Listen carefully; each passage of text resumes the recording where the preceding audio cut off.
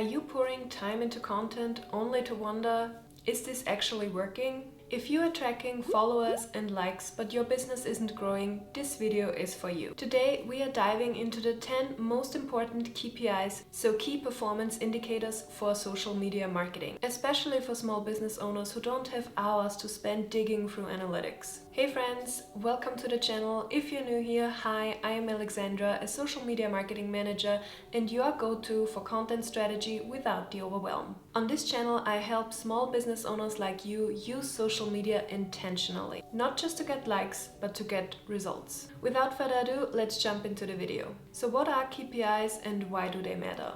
Let's start with the basics. KPIs, so key performance indicators, are measurable values that show you how well your social media strategy is performing. Think of it this way. Posting is the action and KPIs are the scoreboard. They tell you if your content is doing what it's supposed to do, whether it's building awareness, engagement, trust, or converting to sales. Not all metrics matter equally, and that's where a lot of people get stuck. Let's break down 10 important KPIs you should be watching.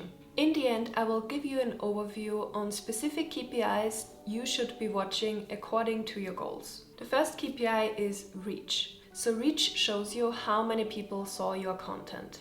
This shows visibility, which is especially important if awareness is your goal. You can track this a couple different ways. You can see the reach per post or per reel in the Instagram Insights. TikTok Analytics gives you the total views per post, and Facebook page insights. A quick strategy tip: watch for trending content types that expand your reach. So for example, often videos or carousel posts instead of a singular post. KPI number 2 is the engagement rate. This includes comments, likes, shares, and saves. The engagement rate is the percentage of people who interacted with your content compared to how many saw it. So the formula goes like this: engagement divided by reach times 100 equals the engagement rate. So a post that gets 50 likes out of 500 views equals an engagement rate of 10%, which is a very good engagement rate.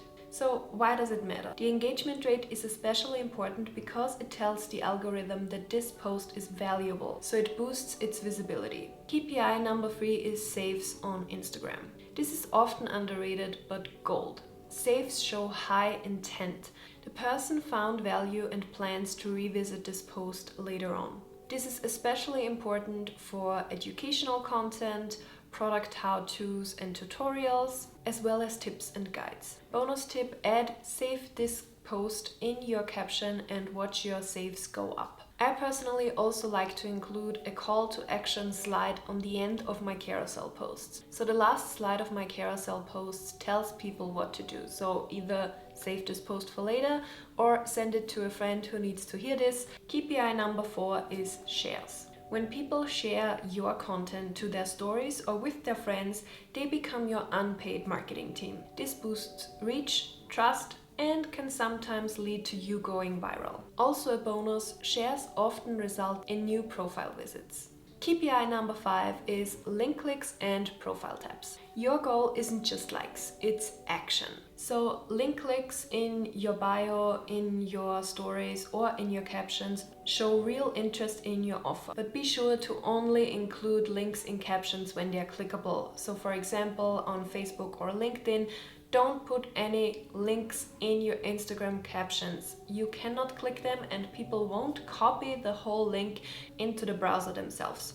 So for Instagram, use a link in the bio or a link tree where you can add different links, but don't put it in the caption. You can track link clicks a couple of different ways. So Instagram Insights shows you click in bio or website links. You can use link trees like Linktree or Standstore, and use UTM codes with Google Analytics for deeper tracking. Be sure to set up clear call to action. So for example, click the link in our bio to buy our product or schedule an appointment. The next KPI number 6, is follower growth, but with a twist. Yes, followers do matter, but only if they are aligned with your audience. If you go viral with a trendy video, but this trend has nothing to do with your brand or your niche, it is not helpful if this video gained you 1,000 new followers.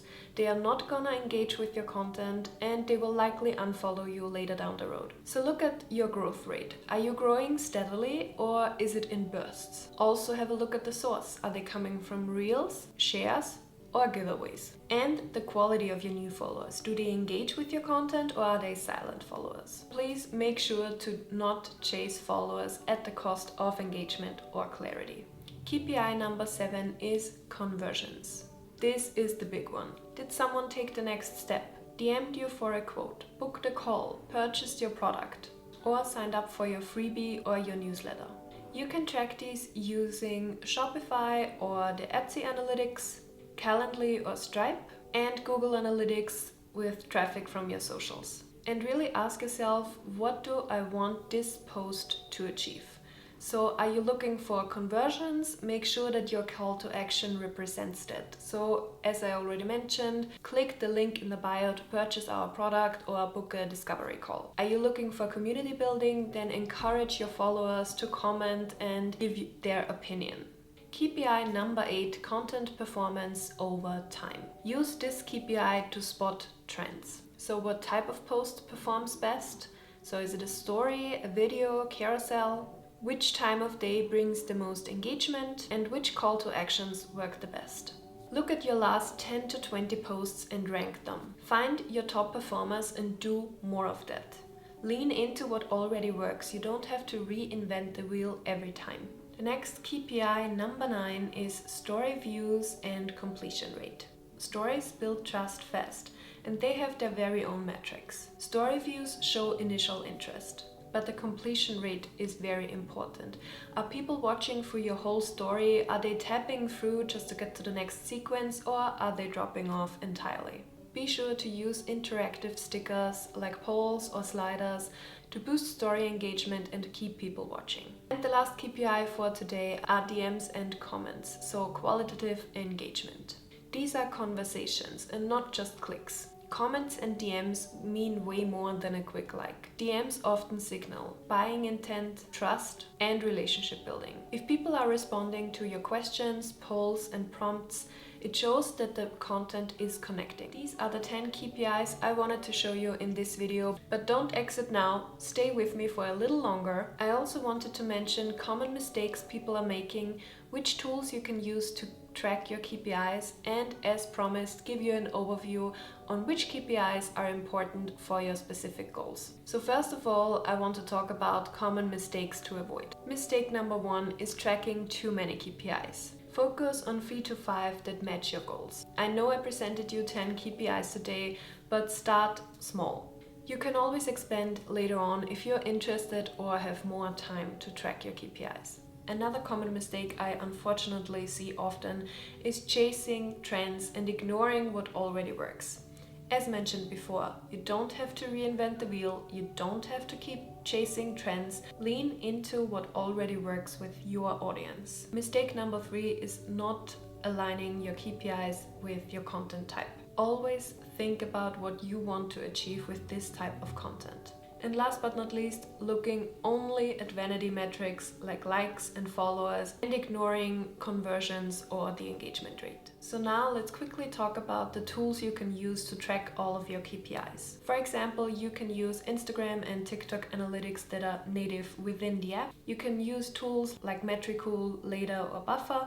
You can either create or buy tracking templates for Notion or Google Sheets, and of course Google Analytics for site traffic and conversion tracking. As promised, let's move on to the KPI overview. So if your goal is brand awareness, you should focus on reach, shares, and follower growth. If engagement is your top goal, look out for KPIs like saves, comments, and of course the overall engagement rate.